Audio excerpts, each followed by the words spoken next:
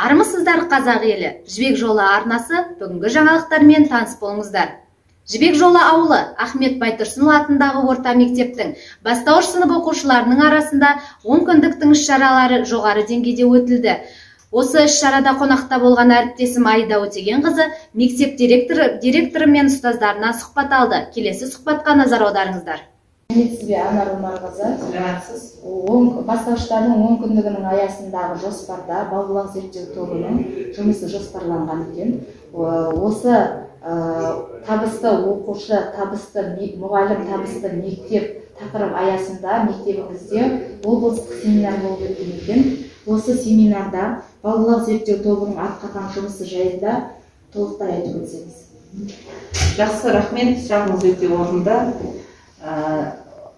Мектебімізде жалпы бізде табысты оқушы, табысты мектеп, табысты мұғалім жобасынан бір қадам аясында облыстық деңгейде семинар өтті. Сол семинарда бастауыш сыныбынан балбұлақ зерттеу тобының осы соңғы уақыттардағы зерттеу жұмыстарын жариялау мақсатында өздерінің ойларын келген қонақтармен бөлісе отырып, пікір алмасып,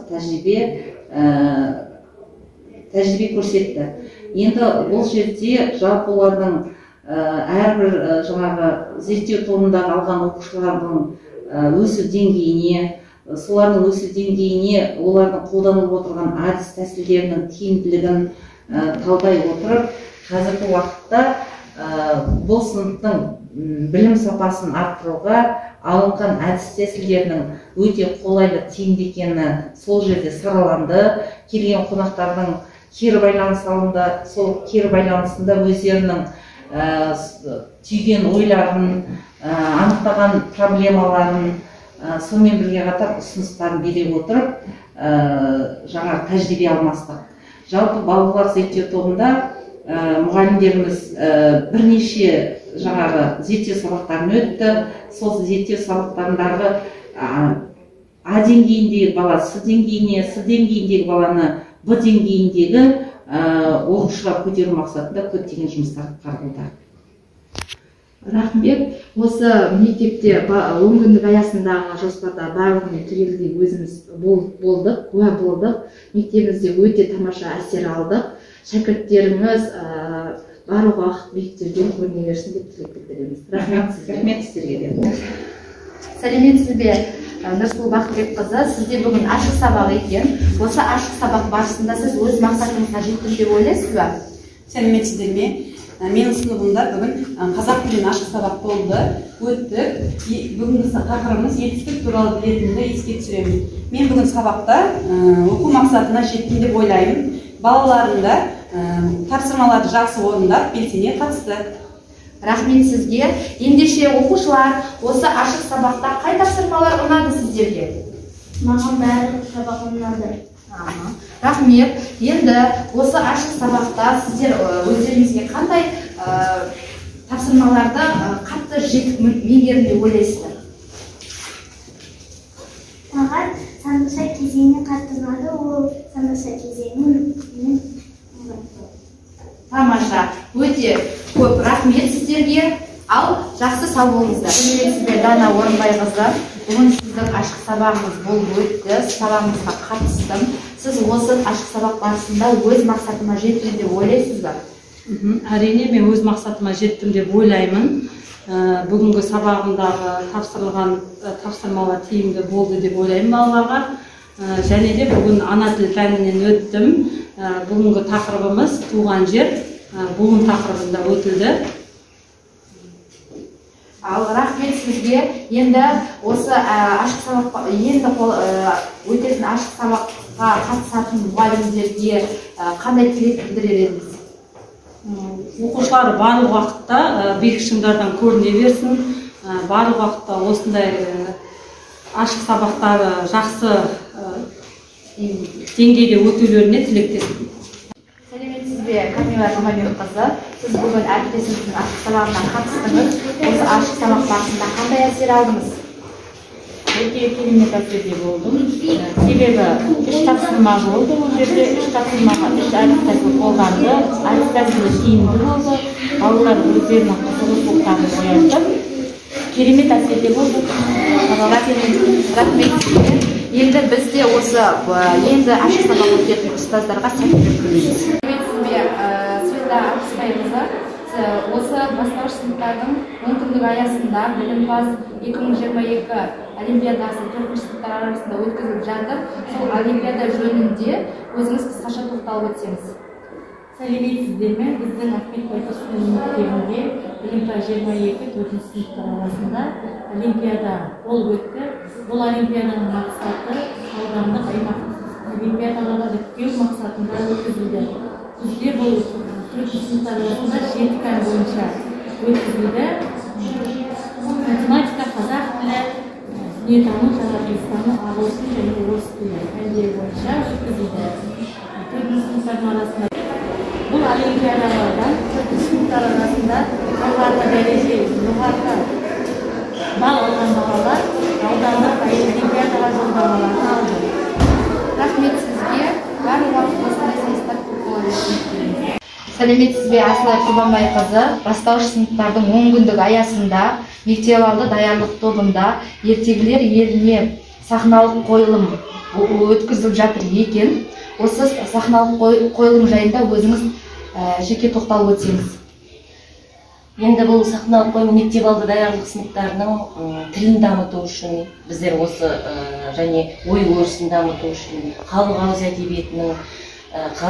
әдебиетіне деген қызығушылығын дамытуға біз осы ертегілер еліне сахналық қойылымды қойған едік.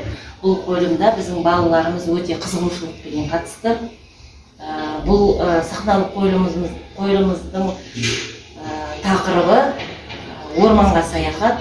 Мұнда біз көркем әдебиет сабағында көптеген біз жан-жануарлар туралы ертегілер елінде деген сияқты түсініктерін біз дамытып отырамыз. Күнделікті балалардың ой өрісін дамыту мақсатында олардың ой пікірлерін жетілдіріп, балаларға көптеген ертегілерді, қойылымдарды қойып отырамыз. Мен сол аяда біз мына ертегілер еліне саяхат қойылымымыз өте тамаша өтті деп ойлаймын. Мұндағы жан-жануарлардың кейпіне еніп, олардың сахналау үрдісінде тілін дамыту мақсатында біз қойдық. Біз мақсатымызға жеттік деп ойлаймыз. Себебі балаларымыз өте қызығушылықпен қатысып, барлығы біргелікті осы сахнаны жақсы алып шықты. Рахмет сізге, шәкірттеріңіз тек қана беттерден көріне берсін. Сәлеметсіз бе, Жанат Көмекбайқызы? Сіздердің бастауыштың 10 күндігінде жоспар бойынша 1001 мақал 101 жұмбақ атты сайыс болып өткен екен. Сол сайыс жөнінде өзіңіз тоқталып өтсеңіз. Сәлеметсіздер ме, құрметті жүргізушілер? 2-ші сыныптар арасында 19 ақпан күні 1001 мақал 101 жұмбақ сайысы өтті. 2-ші сыныптардың әр сыныптан бір оқушыға қатысты. Сайысқа 12 оқушы қатысты. Сайысқа қатысқан оқушылар өздерінің алғырлығымен, білгірлігімен, зеректігімен көзге түсті. Бас жүлдені 2-ші И сынып оқушысы Айтмұхамбетова Назия, 1-ші орынды 2-ші В сынып оқушысы Болат Аида орын алды. 2-ші сыныпта 1-ші орынды 2-ші В сынып оқушысы Орынбасар Раян жеңіп алды. Басқа оқушыларға 2-ші, 3-ші сынып 2-ші, 3-ші орынды иеленгендер туралы дипломдар берілді. Сайыс өз деңгейінде жақсы өтті. Рахмет сізге. Барлық уақыт осы мектебімізде сайыстар көп болып шәкірттерді шыға берсін. Мектепте осындай керемет те қолөнер көрмесіне көзім түсті. Осы қолөнер жаңағы көрмесі туралы Әсел Қайратқызынан толықтай біліп өтсек. Қайырлы күн. Бұл көрме бізде бастауыш сыныптар арасында ұйымдастырылған болатын. Бармағынан бал тамған шебер қолдар деп аталады тақырыбы. Бұл сайысты алған мақсатымыз біздің оқушыларды шығармашылық жұмысқа баулый отырып, олардың қызығушылығын арттырып, өз бетімен еңбек етуге үйрету болып табылады. Ал осы сайыс барысында орындар белгілі болды ма? Иә, әрине, әзіл-қазылармен тексере отырып, балаларға өздеріне тиесілі орындарын белгіледі. Рахмет сізге. Шәкірттеріңіз барлық уақыт шыңдардан көріп берсін.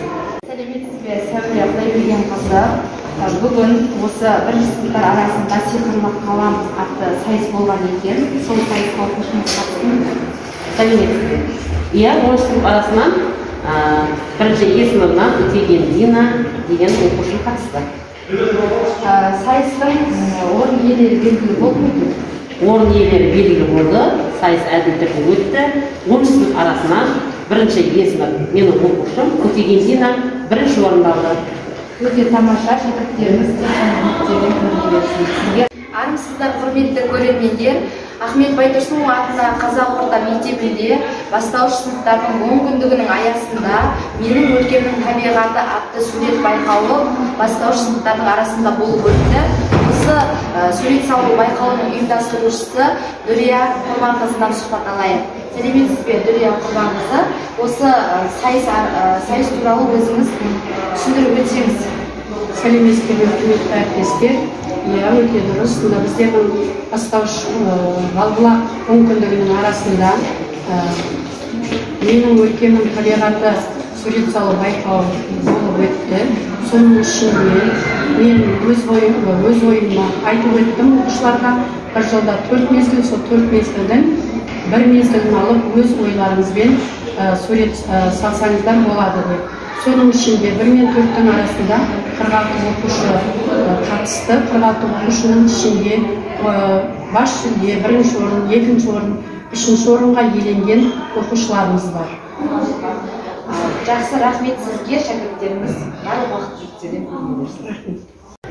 Құрметті көрермендер, Ахмет Байтұрсынұлы атындағы қазақ орта мектебіндегі бастауыш сыныптардың 10 күндік аясындағы жоспарда болып өткен іс-шараларға қатысты. Жібек жолы арнасының ұжымының атынан Ахмет Байтұрсынұлы атындағы қазақ орта мектебінің ұстаздары мен оқушыларына мың алғыс тілейміз. Ендігі сөз кезегі Жадыра Мұхтарқызына беремін. Құрметті Жібек жолы арнасының көрермендері, әзірге айтарымыз осы. Келесі жаңалықтарда жүздескенше.